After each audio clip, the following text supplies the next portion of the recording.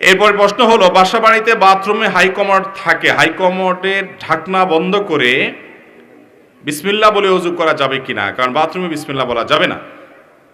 দেখুন, বাথরুমে বিসমিল্লাহ বলা মাকরুহ বা আল্লাহর নাম নেওয়া মাকরুহ, কারণ আল্লাহর নাম অপবিত্র এবং নোংরা কোনো জায়গায় নেওয়া এটা আল্লাহর নামের শানের খেলাফ।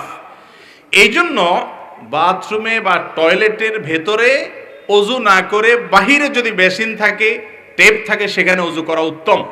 যদি কারোর বাহিরে কোনো ব্যবস্থাপনা না থাকে অজুর, তিনি বাধ্য হয়ে ভেতরে টয়লেটেই অজু করতে হয়, টেপে বা বেসিনে বা টয়লেটের ভেতরে, তাহলে সেক্ষেত্রে তিনি বিসমিল্লাহটা মনে মনে বলবেন, বলে অজু করে ফেলবেন। কথা কি বুঝাতে পারছি? বাহিরে যদি বেসিন থাকে, বিসমিল্লাহ বলে হাতটা ধুয়ে শুরু করে বাকিটা আপনি বাথরুমের ভিতর করে আসলেন, আর বাহিরে এসে আবার দোয়া পড়লেন, কালিমা শাহাদা পাঠ করলেন। এটা হলো উত্তম এবং নিরাপদ, কারণ টয়লেটে আল্লাহর নাম নেওয়া উচিত না। প্রশ্নকর্তা লিখেছেন যে কমোডের হাইকমোডের ঢাকনা দিয়ে দিলে কোনো সমস্যা আছে কিনা বিসমিল্লাহ বলাতে। তো এটা তো একটা আপেক্ষিক বিষয়।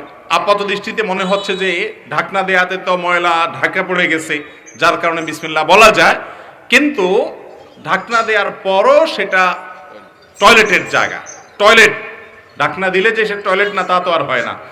একটা উত্তম পদ্ধতি হলো, অনেক ওলামা ইকরাম পরামর্শ দিয়েছেন যে অনেকের বড় টয়লেট থাকলে বিশেষ করে সুযোগ থাকে, কমোডের যে কমোড বা প্যান যেটা থাকে এটার সাথে আপনার টেপের মাঝখানে আড়াল দেওয়া।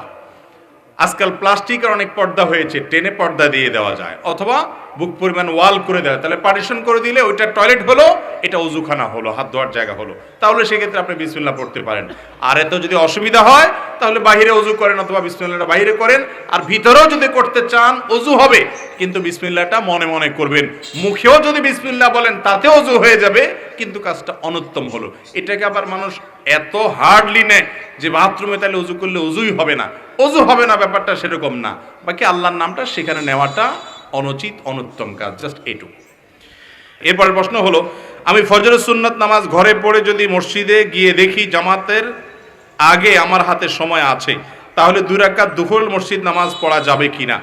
দেখেন, ফজরের আগের সুন্নতটার ক্ষেত্রে নবী করিম সাল্লাল্লাহু আলাইহি সাল্লামের সিস্টেম ছিল, বাসা থেকে সুন্নত পড়ে আসতেন আর জামাত দাঁড়ায় যেত। আপনি যদি বাসা থেকে সুন্নত পড়ে আসেন ফজরের সময়, তাহলে এমনভাবে আসবেন যা আপনিও আসছেন, জামাত দাঁড়ায় গেছে। আর যদি মসজিদে আপনি আগে আসতে চান, তাহলে সুন্নত মসজিদে এসে পড়বেন, কারণ ফজরের আগে 2 রাকাত সুন্নত ছাড়া আর কোনো নামাজ হাদিস দ্বারা প্রমাণিত না।